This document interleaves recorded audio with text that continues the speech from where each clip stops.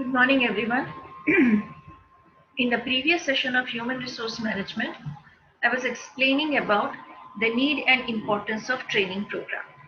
In this session, I am going to explain the methods of training or the techniques of training. So basically, training methods are categorized into two categories, on the job and off the job. In today's session, I am going to explain all the on the job methods which are used by the organization to provide training to the employees, and then I am going to explain what are the various advantages and disadvantages of on the job methods. Okay, so let's begin the session. So training methods and techniques are the result of continuous research. So in the field of training, continuous research has been conducted, which resulted in creation of many types of program, many types of training program.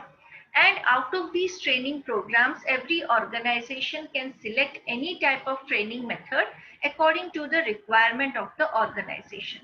Okay, so some of the methods are newly created and some of them are just an improvement of the traditional methods. There are many traditional training methods, and with continuous research, some of the improvements have been made in those traditional methods. So like I said, training methods are generally classified on the basis of location. Location means where the training is actually provided to the employees. So on the basis of location, the training methods are classified into two categories: on the job methods and off the job methods. On the job methods specifically mean that the training which is provided within the organization, means when an employee joins an organization, joins his or her designation or post, and while joining that position itself, they start their training program. So that is on the job training methods. Off the job means training is provided by outside agency or training is provided outside the organization. So different training centers are created for that purpose. So all the selected candidates will go to those kinds of training centers, will go through different types of training program, and then come to the organization and join their job. Okay, so these are the two basic classification of training methods. Okay, so the first type of training method is called on the job. Like I said, under this method, training is provided within the organization, and these are the traditional methods which are actually designed to maximize the learning capacity of the employees, and this learning process continues while doing the job. So employees actually perform their job, and while performing their job, they learn about different aspects of the job. They make mistakes, they learn about it, they learn different techniques to do their job. So this is, we can say that it is called learning by doing process also. Okay, so under this method, supervisors are provided to the trainees, and these supervisors provide guidance, direction to the trainees, and the trainees follow the supervisors instructions while doing their job. And while doing their job itself, they learn how to do the job in a better way and in an efficient way. Okay, so this type of method actually provides a practical application of the learning aspect, because they learn by doing, and they also understand what kind of mistakes they make, how not to repeat those mistakes. So these process actually make the concept and principle of learning more meaningful and realistic, because as we all know that theoretical approach of training is actually good for understanding the theoretical aspect of the job, what are the rules, regulations, but in order to do a job properly, they need to actually perform the job. So in that way, this method proves to be very useful and very beneficial for the employees as well as for the organization. Okay, so on the job training methods are further classified into various types of methods come under on the job methods. So the first one is job instruction training, then coaching, mentoring, job rotation, apprenticeship, and committee assignment. So these are the 6 methods which come under the category of on the job method. These types of training are provided within the organization when an employee actually performs his or her job. Okay. So the first type of method is job instruction training. So this method is a very old method. It was developed during the World War II and it simply contains 4 steps. Clear? So each and every trainee needs to follow these 4 steps so that they can learn about the training. They can learn about the job, various aspects of the job, what are the activities to be performed under the job. So this method is specifically explained or specifically divided into 4 important steps. So here a trainer or supervisor is provided to the trainees. They act as a coach. They try to perform the job in front of the trainee and they learn through observation. Okay. So what are the various steps which come under job instruction training? So the first one is the trainee receives an overview of the job. So first of all, what is the job? This needs to be made clear in the minds of the training. So they have to understand what kind of job they are supposed to do, what are the activities, tasks, what are the duties and responsibilities of the job. So this thing is made clear to all the trainees. So in the first step, the trainees are made clear what kind of outcome is expected from their performance, what they are supposed to do, what are the activities, what should be the result of the job. So the concept of the job is made clear to the trainees. The second is the trainer demonstrated or demonstrates the job. So the second point here says that the trainer demonstrates the job in the front of the trainee to give him or her a model to copy. So the trainer actually explains what are the different techniques, what are the different methods to do the job in the right way. So the trainer simply demonstrates the job by performing it in the front of the trainee. Okay. And then in the third step, the trainee is asked to copy the demonstration of the trainer, and the trainee copies the demonstration of the trainer till till the trainee masters the right way of doing the job. It simply means that the trainee has to perform again and again till the trainee actually understand the right way of doing the job. So if the trainee makes mistake, the trainee needs to perform again and again till he becomes perfect in understanding what are the various right ways of doing the job. And after that, finally, the employee does the job independently without the supervision of the supervisor. Okay, so these are the 4 steps followed under job instruction trainer. Job instruction training. So in the first step, the trainee receives the overview of the job, what is expected from him, how to perform all those things. Then the trainer demonstrates the job by doing it in front of the trainer. And then the trainee tries to copy the demonstration again and again till he or she understands the right way of doing the job. And then finally, when the trainee performs the job properly, he or she is allowed to do the job independently without any supervision from the supervisor. Okay. So this is the first method of on-the-job training methods. So on-the-job training methods are usually used to train workers who are semi-skilled or unskilled.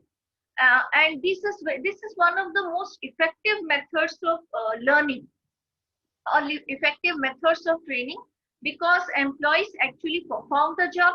They work in the actual situation, actual scenario, actual organization. So they try to manage with the working condition and then they do the job. So it becomes little bit difficult during the initial time for adjusting in the situation, but it proves to be a positive point for the employees, because once they get adjusted with the present situation, working condition of the organization, they can easily understand and manage the job. Okay. So let me explain the second method of on-the-job training method. The second method is called coaching. So here what happens on a daily basis, training is provided to the trainees and feedback is also given to the trainee on a regular basis. Okay, so a coach is provided to a group of trainees. So that coach or the supervisor will teach the trainees how to do the job. Okay, so it is a continuous process of learning by doing. They keep on repeating their job again and again. The coach will guide them, the coach will give them proper direction, give proper guidance how to do the job, will try to find out if they have made any kind of mistakes. And the coach, the main duty of the coach is to give feedback on a regular basis to the candidates, to the trainees, so that they can understand what are the things they are doing correctly, and they can also understand what are the things, what are the areas in which they have to make necessary improvements. Okay, so it involves direct personal interaction, instruction, and guidance. The coach provides instructions. There is a regular interaction between the coach and the trainee, and guidance is provided on a continuous basis. On each and every step of the job, the coach provides guidance to the trainees. Okay. So the actually here also one of the most important element in coaching method is that the capability and the skills of the coach. So the effectiveness of coaching method actually depends upon the patience, communication skills of the coach. If the coach does not possess the skills, the ability to train a group of people, then this method will definitely not provide any kind of result.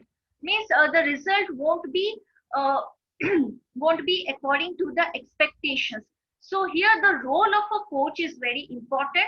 So whoever is selected to play the role of a coach, that person needs to have proper skills, knowledge. That person must be good at communication skills. The person must have patience. The person must listen to the trainees while providing coaching. Okay. So here the coach needs to explain each and every aspect of the job to the trainees properly. Why some ways are followed, why some ways are not followed, that needs to be properly explained. The person needs to provide proper guidance, needs to clarify the doubts of the uh, trainees. So continuous support and continuous involvement of the coach becomes very necessary in the coaching method. Okay. So the third method here is mentoring. So mentoring is simply between two persons, that we can say that a senior person or senior employee is given the senior employee is given the responsibility of a junior employee, to whom the person is going to groom and take the entire responsibility of the junior employee's growth, development, and training. So here a senior employee will be given the responsibility of a junior employee, so that the senior employee will provide training, provide guidance, direction, at the same time will groom the junior person, so that the person not only learns different aspects of the job, the effective way of doing the job, but at the same time the junior person understands the seriousness of the job, to what extent his duties and responsibilities are important from the organization point of view. And it also helps to make the junior person more mature. Psychological maturity is also an important part of mentoring. Okay. So here a mentor acts as a teacher, guide, counselor, philosopher, supporter, facilitator. The mentor provides all kinds of facilities for learning of the mentee. What are the necessary elements which are required to in the learning program? Different kinds of equipments provided by the mentee. The mentor acts as a supporter, as a philosopher. He also provides counseling, guidance. So the mentor actually acts as a teacher to the junior person or to the mentee. So here the relationship between mentor and mentee needs to be very strong, or else the mentoring method won't be too much effective. First of all, the mentor must listen to the mentee, provide guidance, provide advice. Proper communication needs to be there between the mentor and mentee. Whatever the mentor wants to communicate with the mentee, that needs to be very clear. Proper feedback should be provided to the mentee. So these are the various aspects which the mentor needs to take care of so that the mentoring method can become successful. Okay. The next one is job rotation. Job rotation here simply means that one employee will get involved, one employee will be moved from one job to another job. And why this process is important? Because the same employee will learn to do different kinds of the job. The same employee will understand what type of knowledge is required for different types of job. And in that process, the person will gain experience from the supervisor, from the trainer, working in different jobs. So while working in different jobs, the person will be assigned with different trainers. Okay, so that is job rotation. One employee will be given different types of job. For example, a employee will be given a particular job for 1 month. Then again, the person will be shifted to another job for another month. And like this, the person will do 3 or 4 types of job. And working under each job means the person will be working under a different trainer or a supervisor. So what is the basic advantage of this method? The person will simply understand what type of work is done in different types of job, how different types of job are related and connected to each other, and how one job affects the performance of other job also. So this leads to what it increases the confidence of the employee. It increases the way the person works in a team. The person becomes more acquainted with working in a team. The person understands that working in a coordinated manner is very important from the organization as well as from the employee point of view. And the person actually understands how each and every employee faces different kinds of problems while working in different jobs. Because when we are doing one job, we are simply focused on our job, on our problems that we face while doing our job.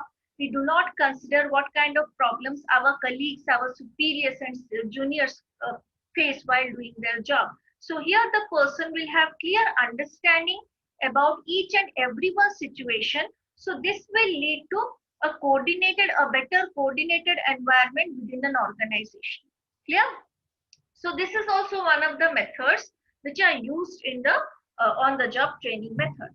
The next one is apprenticeship training method. So this is very old method where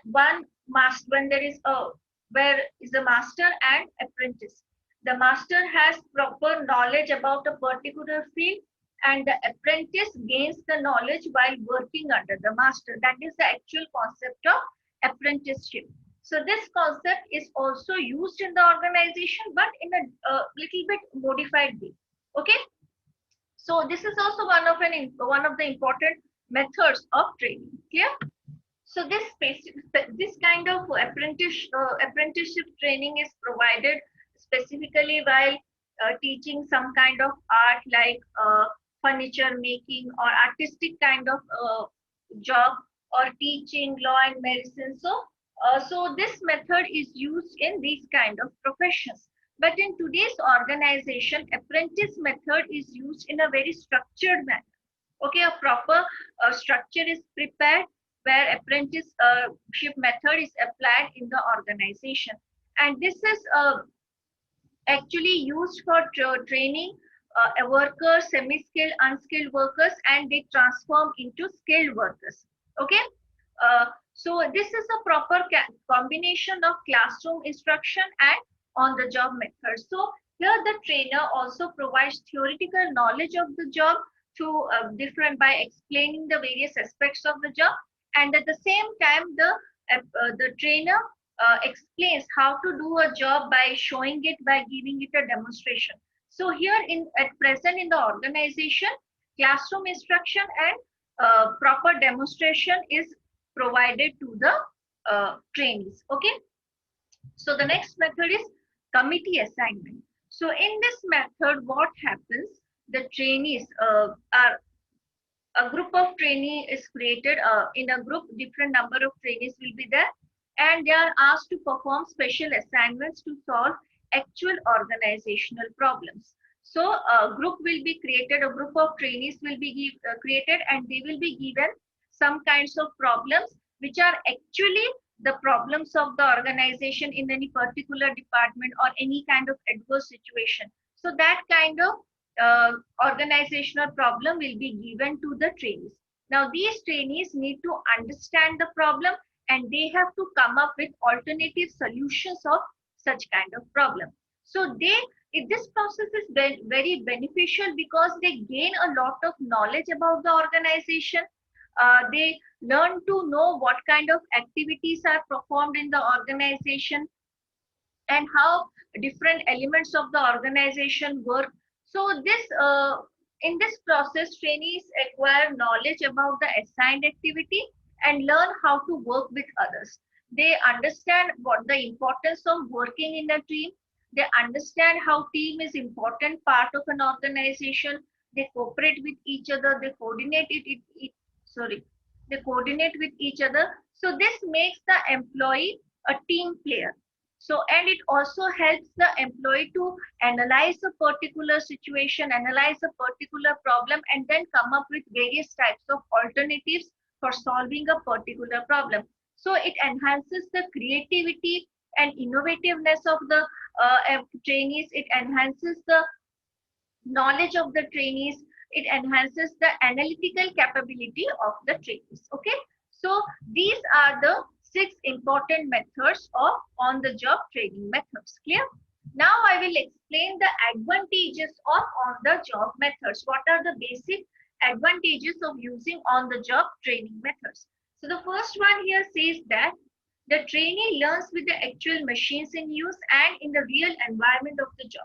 So one of the most important advantage of on-the-job method is that the trainee is actually working under the real environment.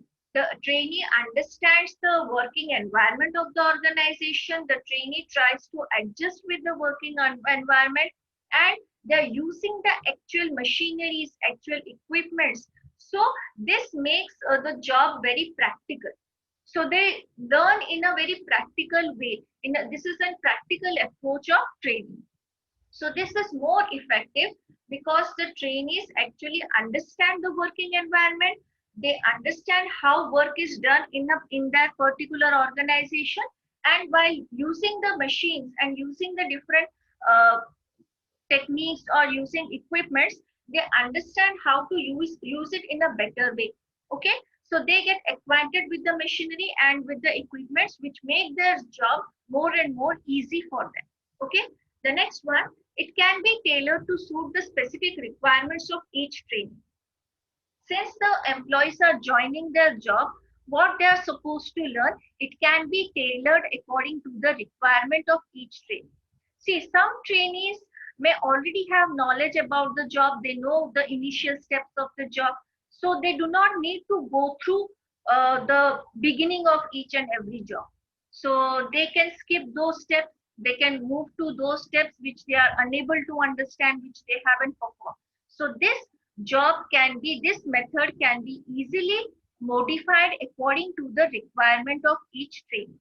So if one trainee is experienced, that person may not require too much of attention. But when other trainee is not at all trained in the job, no previous experience, then more attention can be given to the trainee with less knowledge and less experience. So this can be easily adjusted according to the capability, experience, and knowledge of each and every trainee. Clear? The next one is, it is very economical because it happens within the organization.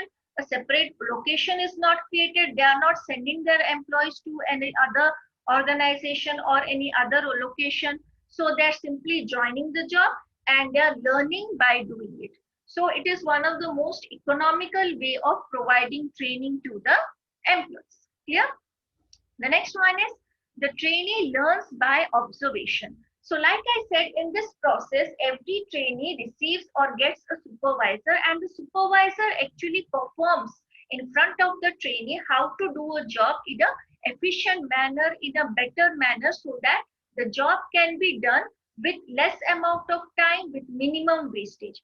So these trainees observe the performance of the supervisor and they try to copy the performance of the supervisor, and in that way they learn the best way of doing the job. So the trainees learn by observation. So this proves to be very effective type of training for new employees, for semi-skilled and unskilled workers. Clear? The next one is, it is very specific, practical and tangible. It is very specific means to the point.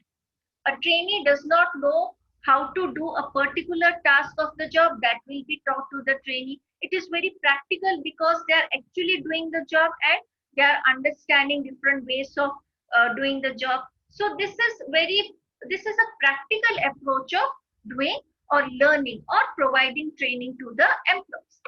The next advantage here says that it is suitable for unskilled, semi-skilled workers. Like I said, these workers can simply observe the supervisors and they can learn. They can get acquainted with the machineries which they are supposed to do on the job. So this is very effective in case of semi-skilled and unskilled workers. The next one is, or the last advantage of on-the-job training method is that the supervisor feels greater responsibility, because the supervisor is given the task to train the trainees. So it is the responsibility of the supervisor to see whether the trainees are learning properly or not. So the supervisor is also feels important part of the organization, because he or she is given the responsibility of training the trainees. So it is a responsibility type of job, and the supervisor actually feel that they belong to the organization. They can also show their potential by becoming a good trainer. Okay, so these are the important advantages of on the job method. Now I'm going to explain what are the disadvantages. Even though training on the job training methods has many advantages, it still suffers from some of the disadvantages. And the first one is, there is a tendency to neglect, disregard and etc. So usually what happens in this on the job training method, that because they are doing the job and because they are learning in the same process, uh, some some of the elements of the job cannot be taught to the trainee, because the supervisor has to perform his job also at the same time provide training to the trainees. So they ignore some of the regulations or some of the principles which are needed to be taught to the trainees. And this kind of negligence and disregard for certain rules and regulations often happen in the on the job training methods. Okay, the next one is, trainee may damage the equipment. So another problem is that when an untrained, an unexperienced worker is handling a sophisticated equipment or expensive equipment, there is also chances that the equipments may get damaged by the trainees, because, and it cannot be blamed on them also, because they don't know how to use the machines, and by learning they can make serious damage to the equipments, which can ultimately hamper the production, which it can delay the production. It will have different kinds of negative effect for the organization. Yeah.